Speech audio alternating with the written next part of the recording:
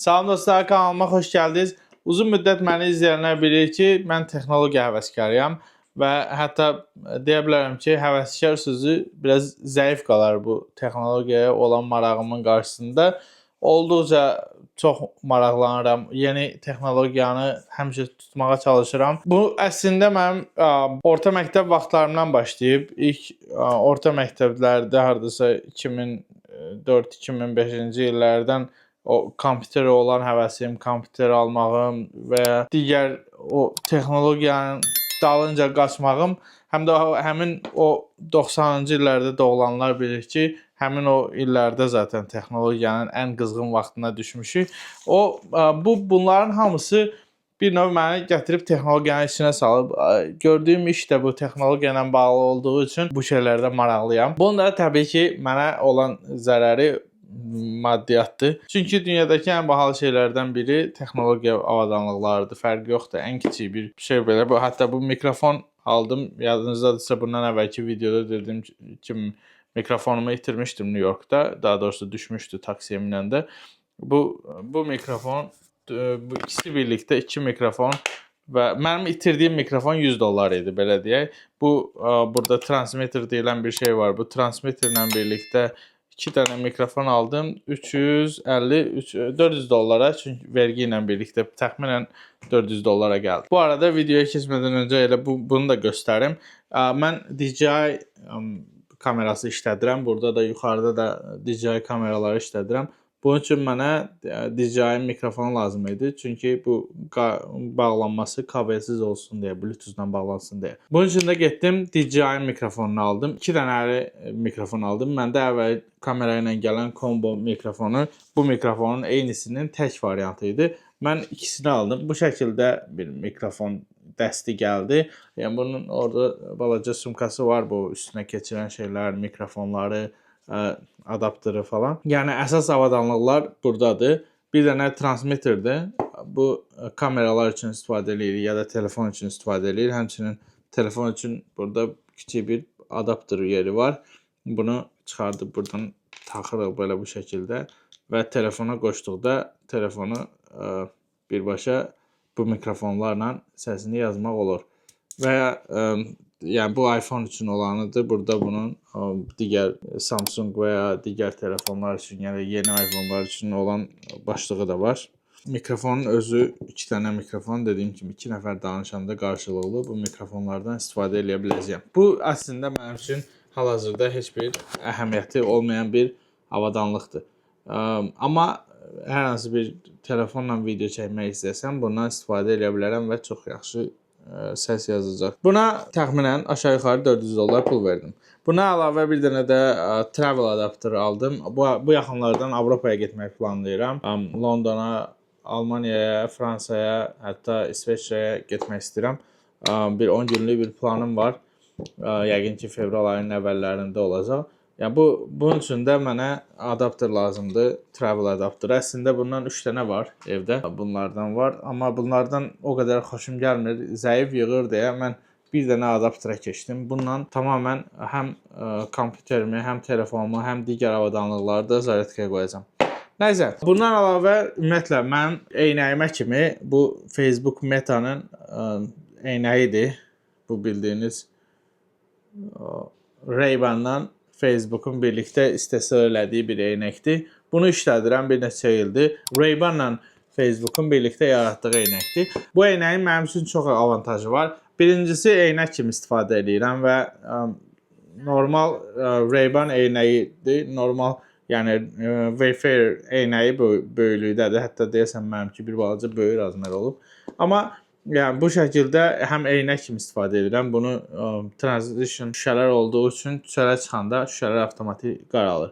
Və həmçinin şəkil və video çəkmək üçün istifadə edirəm. Bu mənim üçün çox önəmlidir. Çünki bundan əvvəlki New York videosunda və ondan əvvəlki Michigan, Detroit videosunda yəqin ki izləmisiniz. Bu eynəklə çox videolar çəkmişəm. Bunu bir dəfə düyməni bassın, avtomatik başlayır videonu çəkir. 4K görünüşündə video çəkir. 2 dənə kamerası var sağda və solda. Balaca da işıq yanır. Bilmirəm görünür ya yox videoda. Yəni bu mənim bir növ sağ əlimdir. Video çəkən əlimdir belə deyək. və bu çox yaxşı bir şeydir. Yəni mənim üçün, yəni texnologiya sevən birisi üçün çox önəmli bir şeylərdən biridir.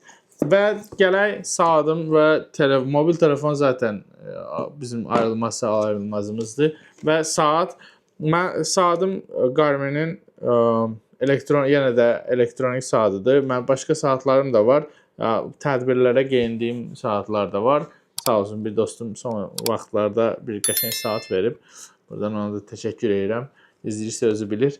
Onu məsələn bəzi ziyafətlərə gedəndə taxıram, amma gündəlik olaraq hər gün taxdığım saat Garmin'in Epix 2 51 mm saatıdır. Bu saatdan çox məmnunam. Artıq bir ildən demək olar ki, bir balaca çoxdur istifadə edirəm və saat mənim üçün bir növ mükəmməl bir, kömək edən bir avadanlıqdır. Ümumiyyətlə Garmin'in bütün o avadanlıqları həm idmanla, həm hərbi ilə, həm bir növ sağlıqla bağlıdır və bu üçünün birləşməsini bir saatda görmək mümkündür. Həm hərbi ilə bağlı xəritə, hava durumu falan belə bir şeylər var hərbinin bir qolu olaraq və sağlıqla bağlı, idmanla bağlı isə ürək döyüntüləridir, gecə yatanda hansı şəkildə yuxu rejiminin olub, qandakı oksigenin miqdarını, gündəlik neçə addım gedirsən, pilləkən qalxırsan və ya yeriyirsən, velosiped sürürsən, üzürsən, futbol oynayırsan, tenis oynayırsan, voleybol oynayırsan, basketbol oynayırsan və ya xokkey oynayırsan, golf oynayırsan.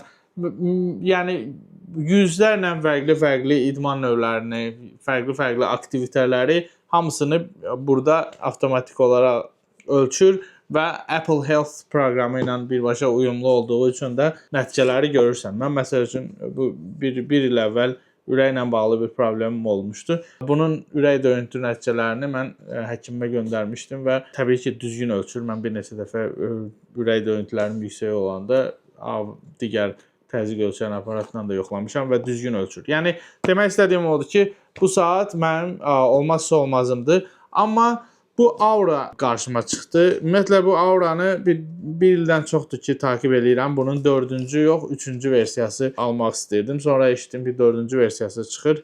Biraz gözlədim, görüm necədir, insanların bir geri dönüşü necə olur və alma qərarına gəldim. Bunu həm üzük olaraq almışam, həm də ki, dediyim kimi, sağlıq olaraq çox önəmli funksiyaları var. Bunu da bir balaca araşdırıb sizə məlumat verəcəm. Deməli, ilk öncə bunu deyim ki, Avropada dizayn olunur, Finlandiyada dizayn olunur. Belə bir kiçik bir adapter, yəni həm adapteridir, həm qoyursunuz zaryadkaya qoymaq üçündür. Həm də ki, belə gözəl bir dekora olunmuş bir üzükdür. Bunu almadan nə edirik? İlk öncə deyim ki, bunu almadan öncə biz üzüyün razmer olan bir dəsti var. 14 dənə ya 15 dənə dəst var. Bu dəsti alırsan $10-dır. Amazondan alırsan və sənə uyğun olan dəstini baxırsan hansı razmerdir. Mən məsəl üçün 11 razmer tapdım və 11 razmer bu çox yüngüldür bu arada. Olduqca yüngüldür. Mən bu qədər yüngül gözləmirdim, açığı deyim. Dəsti aldın. Dəsti aldıqdan sonra razmerinə baxdın, barmağının razmerini bildikdən sonra üzüyün özünü sifariş etsin. Mən açığı Targetdə dəstini gördüm. Həmin o ölçü cihazlarını, elə oradan da Targetdən də barmağıma uyğun olanını aldım. Bu arada bilmirəm necə açılır. İndi baxacağam. İlk dəfə də açıram. Bu mənə lazım deyil açığı. Prosto bilmək istəyirəm bu hardan açılır. Söndürüb yandıran yeri zad var mı belə? Çox maraqlı söhbətdir. Hardan yandırırsan? Zaryadkaya qoyursan, zaryadkası olmur. Zaryadkaya qoymaq lazımdır. Bu 1-2 dəqiqə zaryadkaya yığana kimi mən sizə göstərim necə qoşacağıq. İlk öncə deyim ki, Aura deyə bir proqram var. Bu proqramdan qeydiyyatdan keçəcəm. Bu proqramdan qeydiyyatdan keçmək üçün də görək birinci e-mail adresi istəyir. OK. Proqrama girdikdə e-mail adresini yazırsan, avtomatik olaraq e-mail adresini yazandan sonra həmin o üzüyü tapır. Sizə deyir ki, üzüyü Bluetooth-la bağlamaq lazımdır. Seçirsən, bağlayırsan, e-mail göndərir. E-maildən hesabı təsdiqləmək lazımdır. Ondan sonra artıq girib hesab yaradırsınız. Deməli, e-mail göndərdilər. E-maili qəbul edirsən və orada link verir. Linkdən girib qeydiyyatdan keçirsən. Kiçik Çox sürətlə bunu qeydiyyatdan keçim. Hesabı yaratdıqdan sonra kredit kartı nömrəsi istəyir və ya PayPal hesabına bağlan deyir. Çünki bu proqramın aylığı 5.99-dur. $5.99. Yəni hər ay bu proqramı davamlı işlətmək üçün 5.99 pul vermək lazımdır. Və bunu da əslində bunların bu bir növ özlərini inkişaf elətdirməyi üçün lazımdır deyirlər. Okey, üzüyü taxaq görək. Artıq hesabı yaratdım. Bundan sonra deyir ki, güncəllə. Bir dənə də bunu da güncəlləyək. Üzüyü güncəllədik. Ondan sonra üzüyün qeydiyyatını indi həll edirik. İlk öncə soruşur hansı ölkədənsiz? Yəni hansı ölkədə yaşayırsınız? Bundan sonra doğum tarixini soruşur. Bunu da yazırıq. Çəkimizi soruşur. Boyumuzu soruşur. Cinsimizi soruşur və metrik və ya imperial, yəni o ölçü vahidini soruşur. Yəni Amerikan vahidi yoxsa digər. Bundan sonra Apple Health-la bağlamağı soruşur. Apple-ın bir proqramı var. Bu bütün o məlumatları toplayır və bunu sizə bir yerdə göstərir. Bu çox qəşəng proqramdır. Apple-ın həmin o Apple Health ümumiyyətlə mən uzun müddət işlədirəm. Siz bir ekranda demək olar ki, bütün məlumatlarınızı görürsünüz. Deməli, hansı barmağa keçirmək lazımdır onu göstərir. Əslində, birinci o böyük bu barmağa keçirmək lazımdır. Bu şəkildə üzük balaca olur. Üzük buna uyğun ölçmüşəm. Üzük balaca olur. Belə bir problemimiz var hal-hazırda. Bu hətta bayağı balaca olur. Amma nəysə. Bura qoyduq. Ürək döyüntüm 78-dir deyir. Saatda nədir? 79, 72.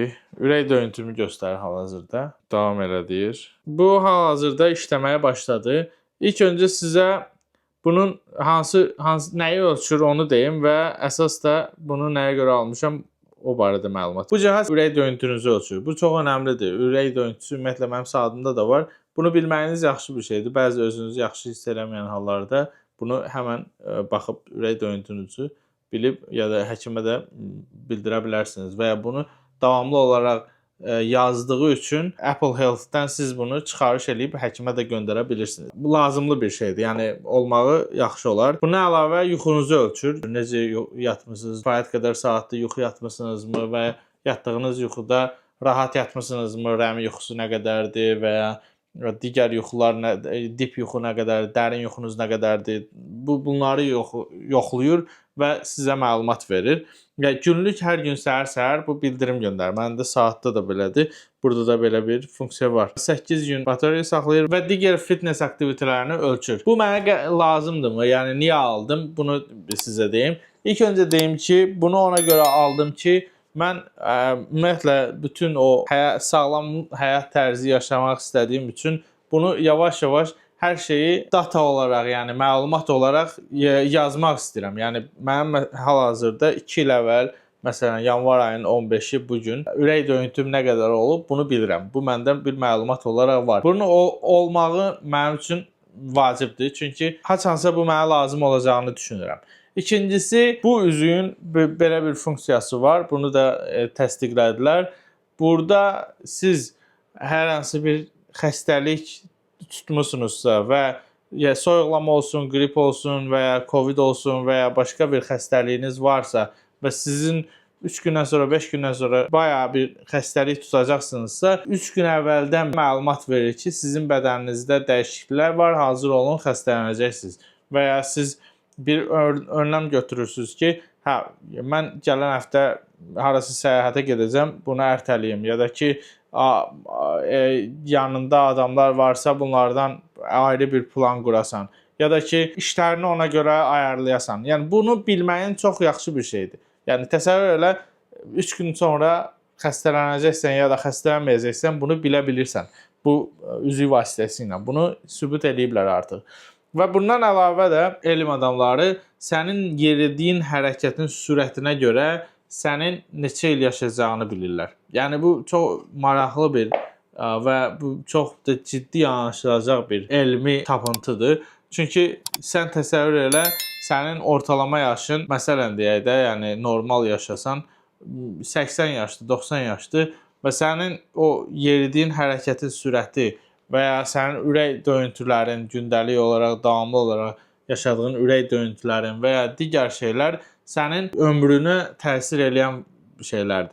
Yəni bunu mən hal-hazırda bu şeyləri maksimum dərəcədə öz tərəfimdə yazıram. Bir şəkildə özümdə davamlı olaraq ürək döyüntülərim olsun və ya yuxu rejimim olsun və ya digər şeylər olsun, hamısını özümdə data olaraq saxlayıram. Bu mənim datamdır. Düşünürəm ki, lazım olacaq. Çünki texnologiya çox irəliləyir. Texnologiyanın hara gedəcəyini bilmək əldə deyil. Ona görə də bu məlumatların məndə olmağı mənim üçün rahatladıcı olacaq. Olmasa da itirəcəyim bir şey yoxdur. Ən azından bir saat ya da başqa bir şey üstümdə olmağı elə bir problem yaşatmır. Üzüyü $425 almışam və çox güman ki, bir neçə aydan sonra bunu 4-5 ay sonra işlənmiş halda sizə bir video çəkəcəm. Yəni istifadə etdiyim ümumiyyətlə avadanlıqlardan sizə videolar çəkmək istəyirəm.